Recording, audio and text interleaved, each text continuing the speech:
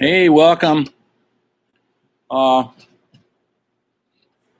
Welcome to Humanities 2, Shasta College Humanities. It is Sunday, and I meant to record this yesterday, didn't get around to it, and I wanted to finish off our segment this week on music. We started in the Renaissance with Mozart and Beethoven, and the other day I did a lecture on folk music, jazz, and blues. And um, it's just kind of tragic that I can't spend more time on each of these subjects because they each deserve their own class, actually. I hope you guys are looking at the assignments, and there's a discussion right now. So, and it's open for a week, and the discussion is simply this: why does music matter? Does it? And make an explanation, and then reply to two of your fellow students. And then you have a paper due, I think, this Monday at midnight. Either watch the documentary on Mozart, I ask you to watch on YouTube, or watch the documentary on Beethoven. And that's what you're writing your essay about. Now, that'll be our fourth essay, and so you should know what I expect by now. I've graded all essays 1 and 2, and I'm almost done with 3. I should hopefully finish that today. The painters. I'm impressed with what I see. I'm glad some of you picked Vermeer to write about because he's a mystery, and a mystery is always good. And his paintings are very mysterious. If you ever get a chance to go to any major museum, please seek these things out. When you see him online, it's okay. You see him in a book, it's all right. But when you see him in person, you'll see the real genius behind it all. Anyway, hopefully you're having fun with this stuff. It's not too torturous. This is supposed to be sort of fun, guys. It's summer school. In the pandemic, we don't have to show up to class. We don't have to get dressed. We don't have to do anything. We just got to watch these lectures and do the assignments. And so far, so good, I think. Hopefully you guys are hanging in there. We got 2 more weeks. Next week, starting tomorrow, we do literature. And then we'll finish off with film. Movies. Anyway, I wanted to just talk briefly for 10 or 15 minutes today about the other aspect of 20th century music that cannot be left out of the scenario. I touched on it a little bit on the last lecture, and that's rock and roll, folks. We came out of World War II, and people were feeling kind of stifled by the music they were listening to. They'd gone through the war. They'd seen things. For the first time ever, people traveled, not women so much, because unless you were fighting in the war, but men left their hometowns en masse to go fight in World War II. And they came back, and they didn't want to come back to the same old, same old. And so things started changing. There was rebellion in the air. I'll talk about this next week. Literature is the same way, with movies for sure. People they wanted to see something deeper, something they could relate to because of the things we experienced. Women weren't happy because all of a sudden during the war, they had to do the men's jobs. They became welders and shipbuilders and tank builders and ammunition builders while the men were off fighting the war. And so when they came back to get their jobs back, a lot of women didn't want to give up their jobs. I don't blame them. They had a taste of freedom that they didn't have being just a housewife. Not that there's anything wrong with that. My mother was a housewife. She wasn't happy, though. I'll tell you that much. Anyway, so there was a ripe time for revolution in the arts. And we saw it in the 50s with painters, we already covered it with Jackson Pollock and William de Kooning and Andy Warhol. We saw it in music. We're going to see it today in music. Literature, we'll see it next week. The World War II writers, guys who survived the war, wrote famous World War II novels. Hopefully you've read some of them. Right? Someone the other day said we're going to talk about Vonnegut. Oh, yes. He wrote one of the great ones called Slaughterhouse-Five. And he was a phenomenon of a certain generation. We'll talk about that next week. If you haven't read Kurt Vonnegut, next week. If you haven't read Kurt Vonnegut, it's not too late. He's funny and surreal and poignant and deep. You try it. Anyway, today we're on rock and roll, the beginnings of rock and roll. Actually, a very kind of straight, corny guy by the name of Bill Haley had one of the first rock and roll hits called Rock Around the Clock. Maybe you've heard it. Maybe if you've ever seen Happy Days, the TV show, that's what started off the movie, or the TV. That was the theme song, Rock Around the Clock. Bill Haley was well into his 30s. He was not a hip dude. He wasn't Elvis Presley. He wasn't hot looking. He was kind of chunky and kind of corny, but he had the first couple of rock and roll hits. And he toured Europe, and it was a big deal in England when he showed up there. This is before Elvis, folks. People didn't even know what to call it. It was called Rhythm and Blues. It was called all sorts of different things. But there was a disc jockey named Alan Freed who was a disc jockey in Cleveland. He coined the term rock and roll. Yes, folks, the term hadn't been used before. And that's why, just a little trivia for you, if anybody ever gets to Cleveland, the Rock and Roll Hall of Fame is in Cleveland. And the reason why it's there, because he essentially coined the phrase, and he's kind of responsible for the phenomenon that became rock and roll by playing rock and roll at his radio station, and he was breaking all the rules. Then he had a fall from grace because in those days they had these things called payola. And what would happen, record companies would give disc jockeys bribes. It could be money. It could be vacations. It could be, I hate to say it, folks, prostitutes, drugs. And if you took that stuff in order to play their records, that's against the law. It was called payola. And Freed was guilty of that. Like a lot of disc jockeys in those days that were playing the radio, they're getting bribed essentially to play this music, this rather primitive music that people thought was done. It bothered a lot of people because, first of all, they started electrifying their instruments for the first time, guitars and bass. And there was a lot of black influence in the music, and that doesn't set well with people in the North. And because rock and roll essentially came out of the South and the blues and all the and rhythm and blues, and those are predominantly black artists. And one of the first purveyors of that was not Elvis Presley, folks, although he got the most notice because he was a handsome white dude. But remember, he didn't write his own songs. It was guys like Chuck Berry who essentially invented rock and roll guitar. And he sang these songs. Maybe you've heard of them. Johnny B. Goode is one of his most famous. My favorite one is No Particular Place to Go. He always wrote story songs, and they had good stories to them. So he wasn't just singing about, I'm in love with someone and they don't want me, or I'm going to kiss her tonight. His lyrics were so sophisticated, we hadn't heard that before. He was singing some stories about life that we all can relate to, white people and black people and whoever else is out there wanting to listen to this. His lyrics are that good. Bruce Springsteen says he would never be anywhere without Chuck Berry's lyrics because he was telling stories and not just moon, June. That means love stories. And that's what most music had been up until that point. And then he would play his guitar like we never heard before. And he had one of the first electric guitars, and he started using it. People were perked up to listen to it. White artists like Elvis were listening to it. Guys like Buddy Holly were listening to it, and they wanted in on it.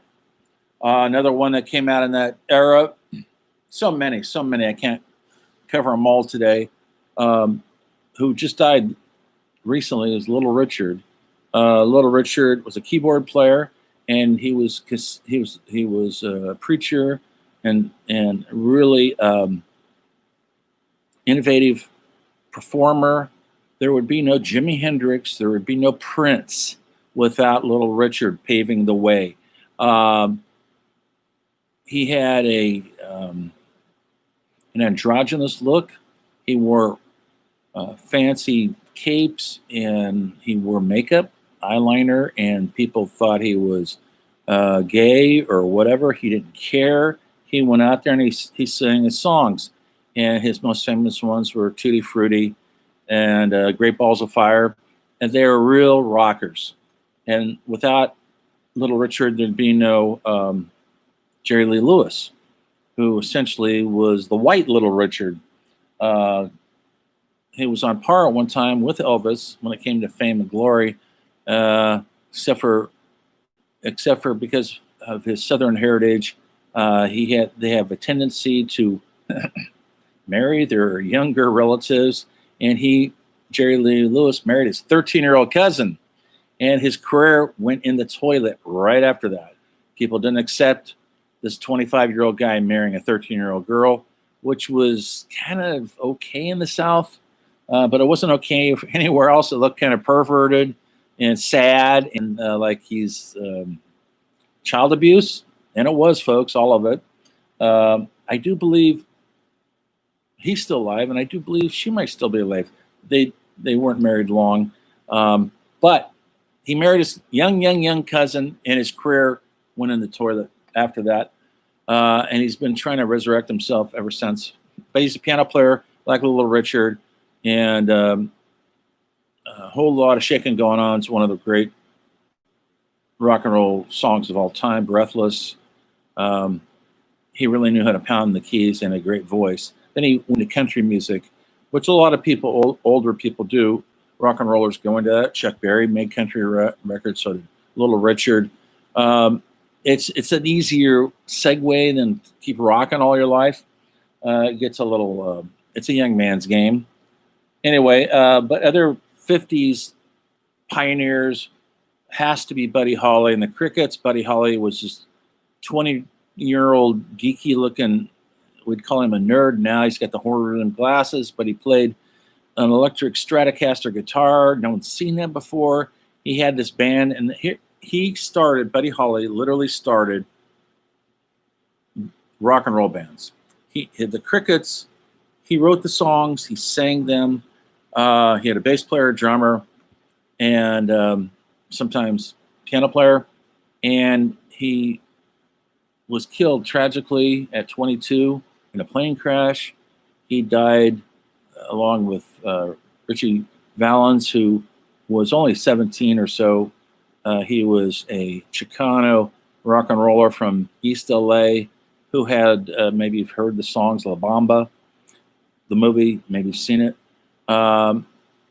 He was killed along with Buddy Holly and the Big Bopper, who was essentially a DJ but had a novelty hit. And you've heard it. Maybe you've heard it on oldie radio. They all died in the same day in a horrible, stupid plane crash in bad weather. And I do believe it was 1959. Later on, a singer-songwriter, Don McLean, wrote a song, The Day the Music Died. That's what he's singing about. Anyway, so Buddy Holly is huge influence on what's going to become the British invasion. That's the Beatles, the Stones, etc. The Beatles actually named their band the Beatles after the Crickets. Get the correlation there. They're bugs, folks. John Lennon came up with the spelling, very clever because he's a clever gentleman. So he spelled it beat, like in beat, the drum beat, not like the beetle, the bug. And then another really influential group on people like the Stones and especially the Beatles was the Everly Brothers. Don Everly is still alive. Phil Everly died a couple years ago. They were two brothers, very close in age. And they had these beautiful harmonies that nobody had heard before. What they always say, siblings have a vocal quality that non-siblings don't have. And so when the Everly Brothers sang their harmonies, they were beautiful and special and really works of genius. And they had several hits. One of my favorites, Kathy's Clown. Maybe you've heard these songs before. Hopefully on oldies radio, your great grandfathers and grandmothers' record collection, and because they wrote some of their own songs, also the Beatles really love their harmonies, and that's why the Beatles use so much harmony in their singing harmonies. 2 people singing, 3 people singing, and if you know anything about harmony singing, usually here's a quick music lesson for you folks. Usually the main singer is singing in this range. Harmony singer will sing a little bit higher than that, or sometimes a little bit lower. So you have 3 different levels of vocal quality. And so John Lennon would sing in this range, and a lot of times Paul would go over the top, and George would be maybe under here, maybe over here, in a different range. They're all singing, and that's not easy to do, folks. It takes a lot of practice. And they Rolling Stones were not harmony singers. You never see them sing harmony. That was the difference in the Stones. But a lot of people are great harmony singers, and British Invasion especially. I can't list them all, but another great harmony group would be the Hollies. They have pristine harmonies. That's not easy to do. You've got to be a really good singer and be able to sound above someone else, an octave above, for it to be a harmony. Or you're just singing in unison. That's cool too. A lot of people just sing in unison, which is singing in the same vocal range, but there's 2 voices, maybe 3. It makes for a powerful presentation. And so the Everly Brothers are the foundation of that. Harmony singing, really they are, because Chuck Berry and Elvis were all solo singers. They're singing by themselves. And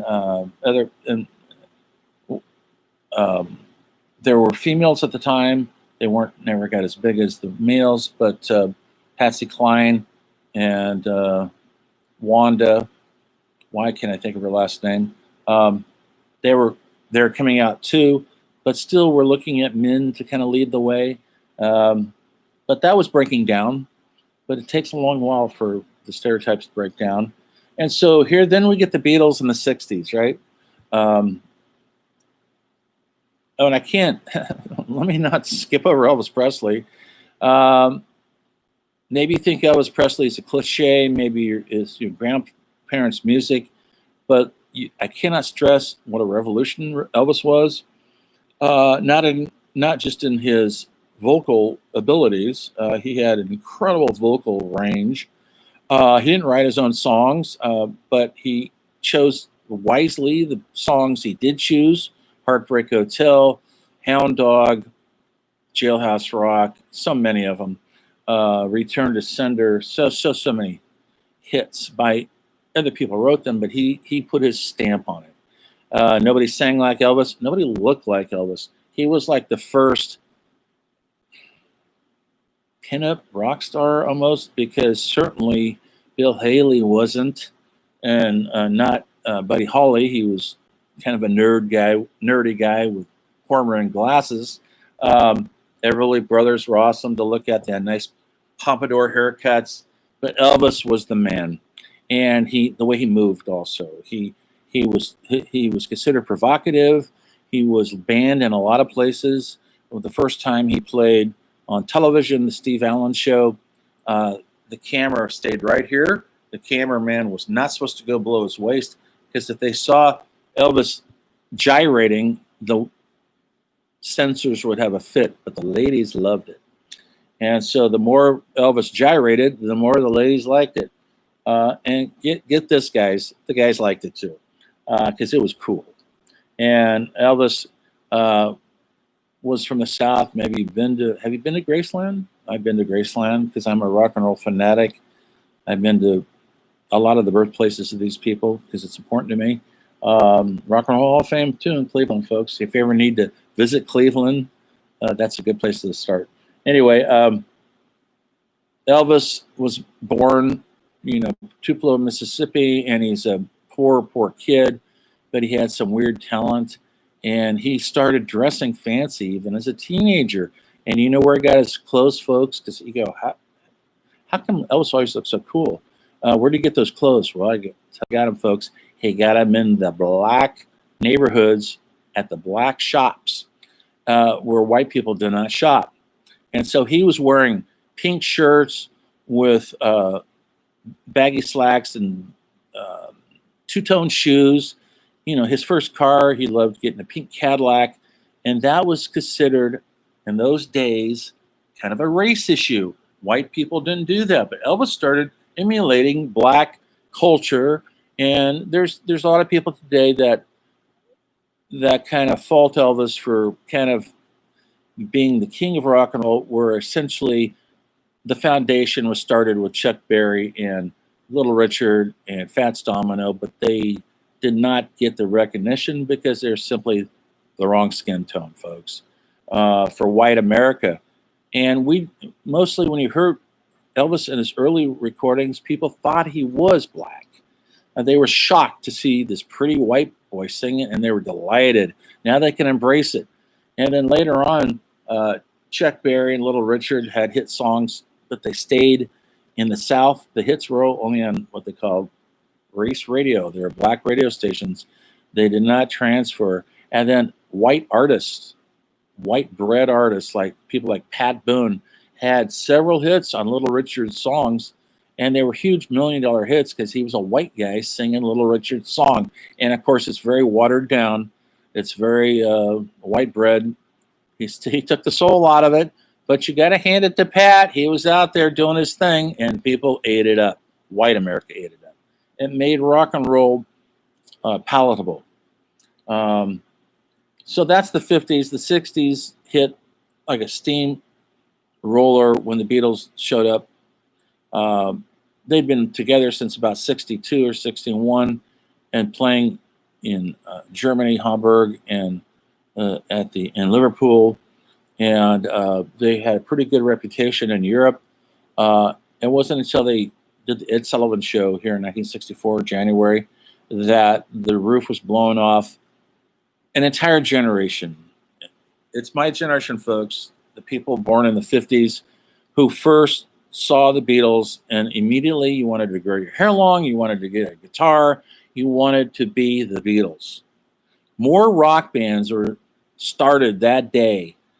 Everybody from, I'm not kidding, Neil Young to Tom Petty saw the Beatles and they said, that's it for me. If you know anything about rock and roll music, the Byrds, a very famous band, saw them, Beatles on TV. They put down their folk guitars, they grew their hair long, they got electric instruments, and they went electric because of the Beatles. They wanted that. It looked doable, and sexy and cool and rebellious. And so the rebellion was on. In this country, we did have kind of milquetoast rock bands before the Beatles. One of them would be, the biggest one would be the Beach Boys. They were singing about surfing USA. Love the early Beach Boys, not putting them down. But they were really clean-cut guys. They weren't rebellious guys. They weren't scary to people's parents. And if you know anything about rock and roll, it is about scaring your parents, or it should be. That's why people hate. My parents' generation hated this whole rock and roll thing because everybody was scary to them. Jimi Hendrix scared the holy hell out of them, as well he should have. Though there was nothing scary about him to people who loved it. I always tell kids today, I go, what do you listen to? And does your parents like it? And if they do, you're listening to the wrong music. It's natural for your parents to hate your music. Anyway, and I think it's mandatory. Anyway, so we have the Beach Boys, clean cut band, and they had huge hits, and Brian Wilson literally is a genius. Talk about harmonies, but he kind of derailed into mental illness. He's still out there, and he's still heavily medicated. But then this thing called the British Invasion happened, and that's when the Rolling Stones came about. The Rolling Stones were an antithesis of the Beatles. They were not clean cut. They didn't dress alike. They didn't do harmonies. They weren't polite. They scared the holy hell out of the Beatles fans because they seemed so scruffy. They were smoking cigarettes. They were rude. They were pouty. We had Mick Jagger, who we don't know, is kind of the first androgynous singer. The girls loved him. The guys loved him the same way. We had Brian Jones, the guitar player. He was so beautiful. It was unbelievable how pretty he was. Uh, and then we had ugly Keith Richards, who was so scary at the time that our parents just go, don't even think about going this route. But a lot of people did. And in my day, you're either a Beatles man or Stones person. My brothers and I, we embraced the Stones. Don't ask me why. I love the Beatles, I do, but I think I love the Stones more. I know I do, especially the early years of the Stones, not their later years so much, because they did have a scruffy rebellion. I would say the Stones invented punk rock, which I love, folks. Um, don't think of punk rock as Green Day. They're pretty commercial. Think more of punk as uh, Richard Hell and the Voidoids or the Sex Pistols or the Clash. Think along those lines and you'll do better. Patti Smith. Anyway, so then we had a bunch of British groups coming over here, like the Animals, Them, the Kinks, Hollies, the Who, and they all came over here after the Beatles and became essentially famous, more so than our local guys were doing, although we had good bands in the same era, but not quite as edgy as was coming in the British invasion. Then we had bands like the Yardbirds, they were kind of playing electric. They were definitely playing electric blues. And then they introduced us to Eric Clapton, the guitar player. That was his first band.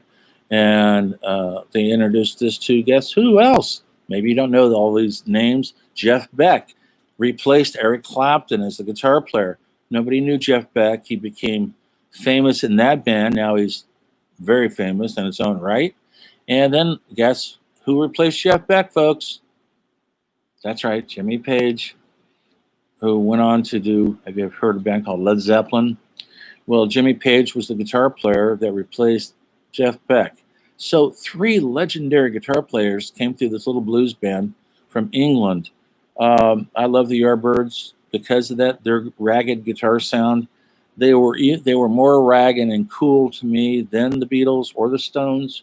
And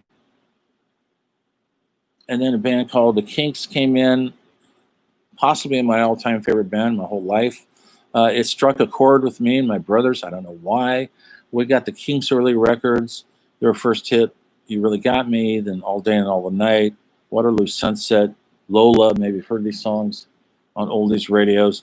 And Ray Davies wrote all the songs himself. He didn't have a co-writer like the Beatles, had Lennon and McCartney, and the Stones had Richards and Jagger.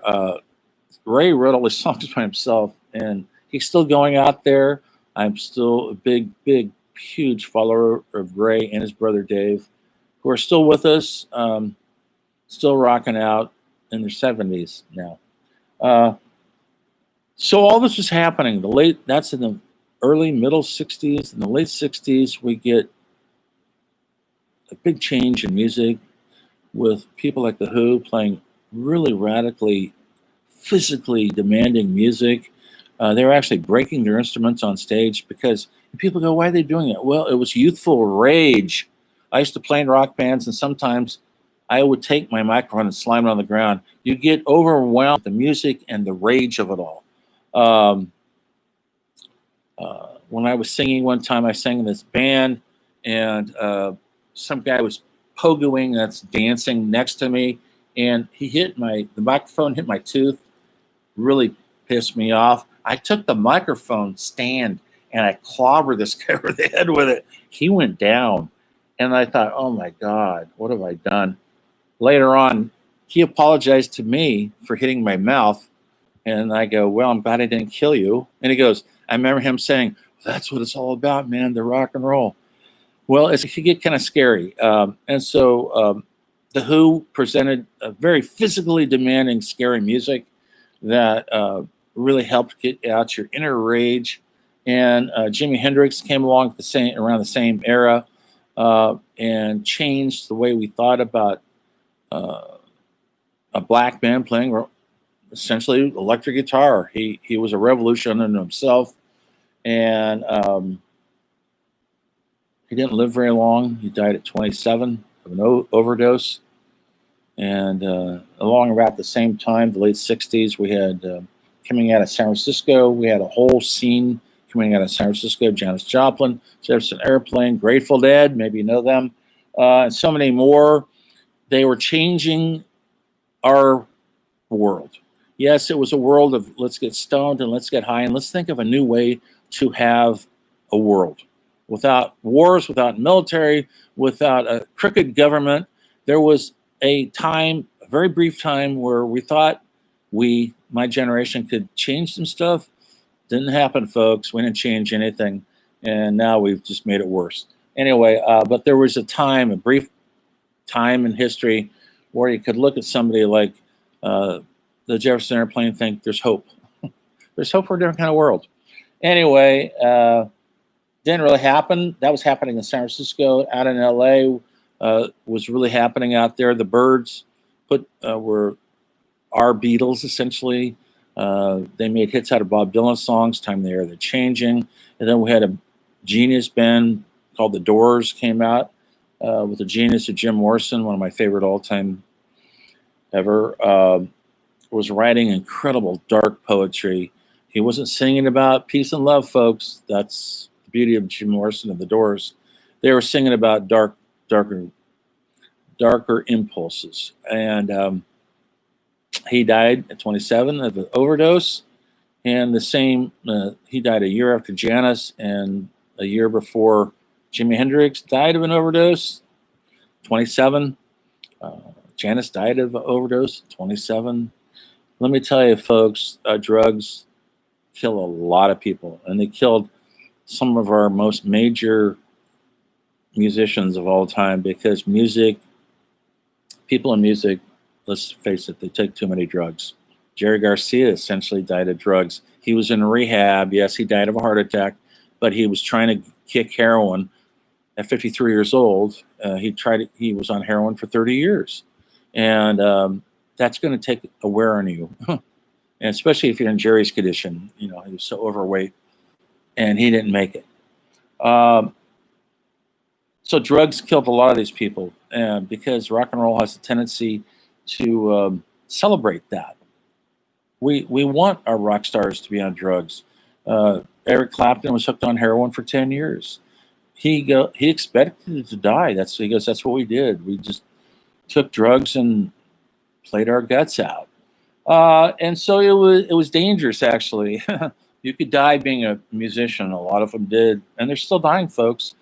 In the last 3 years, some of my last era of music that I really, really related to was the grunge era of the 90s with Nirvana, Soundgarden, Screaming Trees, and Alice in Chains. I thought that stuff was great. It was heavy. It had punk rock elements, and but also you had elements of Black Sabbath and AC/DC with beautiful melodies. And of course, Kurt Cobain was hooked on drugs for many years and blew his head off with a shotgun at 27, folks. And 2 or 3 years, Shane, the guy from they had one hit, Shane, I'm trying to forget his name, Coons, had that one hit. Geez, I forgot the name of the band right now. Anyway, he died of an overdose. And I think he got to be 28. He really got up there. Then later on, the lead singer from Alice in Chains died at 32 or so of a drug overdose. These are all great Seattle bands, or they were. And then just up until recently, Soundgarden, Chris Cornell, he was taking all sorts of weird medications. He had about 3 years ago, Soundgarden was playing a successful tour, sold out concerts. He was on fire. He went home, called his wife on the telephone, said he had a great gig and he was looking forward to the next gig. He went in the bathroom and hung himself. She blames the drugs for it, and she's been suing the drug company. He was on some really heavy antidepressant medication that probably didn't help his demise. A lot of rappers have died recently, not just from getting shot, but from drugs. So it's really insidious. So then we had the San Francisco scene, we had the California scene, they called it the Laurel Canyon scene, and we had people like Joni Mitchell, who's still around, but she's not doing well. We had Crosby, Stills, Nash and Young. Maybe you've heard of them, and and Jackson Browne. So many people were living up the canyon. Have you ever been to LA? Take a drive up Laurel Canyon. It is pretty nice. You couldn't afford it now, though. It's all $1 million houses, multi-million-dollar houses. But for a while, it was a cheap place to live. And up Laurel Canyon, Frank Zappa used to live up there. The Byrds lived up there. The Monkees, you remember them from television, they all lived up there. Joni Mitchell. It was the Mamas and Papas. They all moved to Laurel Canyon because it was kind of a hippie dream to live up there. You can have a cool house in the woods, but you're only 5 minutes from downtown Hollywood. So it was a very vital scene. Maybe you could watch the documentary. It's really great. It's on, I think it's on Netflix, possibly. It's called Echoes in the Canyon, and they talk about the whole scene. But so there's these scenes in pockets in different parts of the country that were happening in the 60s. Then in the 70s, things got kind of humdrum. We had bloated bands that were playing what they call progressive rock, really technical rock, bands like Genesis and Yes, and so many more where you couldn't, the musicianship was at such a high level that most kids couldn't, might like hearing it, but they didn't want to, they figured they couldn't ever be in a band because they couldn't play like that. And then all of a sudden this horrible thing interrupted everything called disco, and I don't know what you guys feel about it, but about 76 or something, 75, it became the big thing. There was Donna Summers. I like these songs. I like them. I'm not saying I don't like them. I didn't like them at the time. The Bee Gees, of course, if you saw the movie Saturday Night Fever, you know what I'm talking about. And then there all these nightclubs went from where you go see a live band like the Whiskey to dancing the night away. But you had to be high, folks. Cocaine was huge. Maybe you've heard of Studio 54. Everybody was high as a kite on coke. That was the drug of choice. And disco just about killed rock and roll. And then what came out to help kill disco was close to my heart, punk rock. Different people started different places, but in America, a band called the Ramones started, and they got a record contract. They were playing New York City in a place called CBGB's, along with Talking Heads, Television, Patti Smith, the Heartbreakers, Richard Hell, and the Voidoids. It became a breeding ground for the next level of music in this country. And it did, a lot of bands did break out of that and became very big. Like, for example, Talking Heads became huge. Patti Smith did pretty well. Some of the bands didn't really break out of that scene, like Television or the Dead Boys or Richard Hell. It was a New York scene, and they did well in the cities, but not out in the Middle West. And then in England, around the same time, the punk rock was getting started there with bands like the Sex Pistols and the Clash, and oh,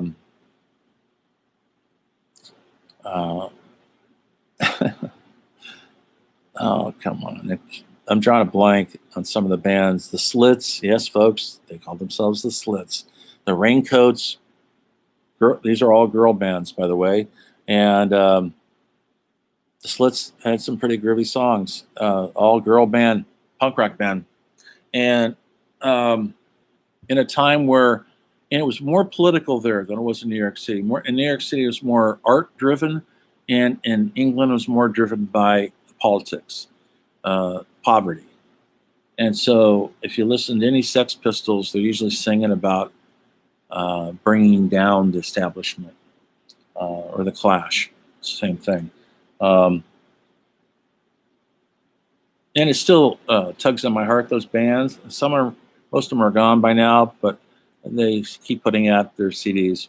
Anyway, so punk came along, and then in the 80s we had what they called college radio. It was a big deal. A lot of bands like REM, maybe you've heard of them, Husker Du, um, and many, many more were getting popular, not played on regular radio. Radio used to be a big deal. It's not like it is now. It was everything to get played on the radio. Well, they wouldn't play them on the radio, but college radio would play them. And because most universities and most cities in America had their own radio station and had a very small area to listening, mostly around just the town, whether it was San Francisco or LA or Athens, Georgia, had a college radio. And it helped garner these bands like REM, B-52s, so many Violent Femmes, so many more came out of that era, the 80s. And then in the late 80s, middle late 80s, this horrible thing called, they call it hair metal now, reared its head up. It was led by bands like Motley Crue and Poison, Quiet Riot. The bigger the hair, the tighter the spandex pants. And it kind of was, people like me were kind of disgusted by it all. It was what they call headbanger music. You had to be kind of stupid to like it. No offense. Some of it rocks. I know it does, but it's not very deep. Anyway, and then other bands from that era came out in late 89, 90 that crushed the hair metal bands. Thank you. And that's Nirvana, Soundgarden, Alice in Chains, Screaming Trees. Lots of bands. A lot of them came out of Seattle. Some came out of Minneapolis. The L7 came out, who I love.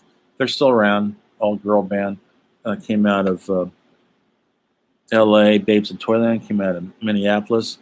And it brought in a new realistic looking, heavier sound because they were very definitely influenced by Black Sabbath, but by punk rock also.